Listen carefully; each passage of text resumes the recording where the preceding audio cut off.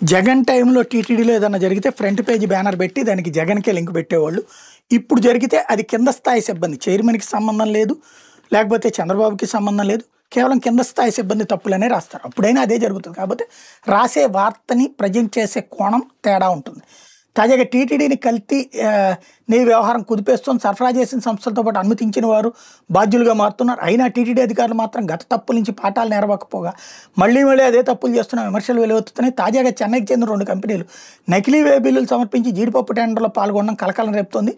1.2 లక్షల కిలోల జీడిపప్పు సరఫరా కోసం సెప్టెంబర్ 3న టీటీడీ టెండర్ నోటిఫికేషన్ ఇచ్చింది. చెన్నైకి చెందిన Christy quality foods private limited, functional and innovative foods private లిమిటెడ్తో పాటు పలు కంపెనీలు బిడ్లో పాల్గొన్నాయి. దీనికోసం 1,28,00,000 చొప్పున ఎర్నెస్ట్ మనీ డిపాజిట్ ఎంఈడి చెల్లించాయి. ఇందులో పాల్గొనేటటువంటి సంస్థకు 75,000 కేజీల జీడిపప్పు సరఫరా చేసిన అనుభవం తప్పనిసరిగా ఉండాలని నిబంధన విధించారు. అయితే చెన్నైకి చెందిన 2 సంస్థలు సమర్పించిన వే బిల్లులను క్యూఆర్ కోడ్ స్కాన్ చేస్తే నకిలీవని తేలడంతో వాటిని డిస్క్వాలిఫై చేసి వదిలేశారు. తప్పుడు పత్రాలతో టెండర్లో పాల్గొనే వాళ్ళ ఈఎండి మొత్తాన్ని నిబంధనల ప్రకారం వెనక్కి ఇవ్వకూడదు, అట్లాగే నమోదు చేయాలి.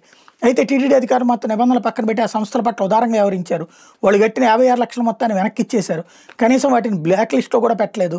సెల్ఫ్ డిక్లరేషన్ అధికారులు పట్టించుకోలేదు. పైగా భవిష్యత్తులో జరిగే టీటీడీ మార్కెటింగ్ టెండర్లో పాల్గొనేందుకు వాళ్ళకి అనుమతి ఇచ్చినట్టు కనిపిస్తుంది. తాజాగా పిలిచిన ఎలకల్ టెండర్లో సైతం ఈ సంస్థలు పాల్గొన్నట్టు సమాచారం. ఈ టెండర్లు త్వరలో ఖరారు చేసే అవకాశం ఉంది.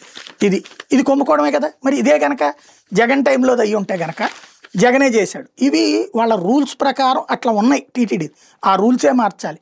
కానీ మార్చాల్సిన బోర్డుల్లో ఎవరుంటారు? రాజకీయ నాయకులు ఉంటారు. అధికారులు కథ నడిపిస్తారు. ఇది ఓపెన్ సీక్రెట్. కానీ అప్పుడు అధికార పక్షానికి అంటగట్టాం, ఇప్పుడు వాళ్ళ తప్పు అంటున్నాం.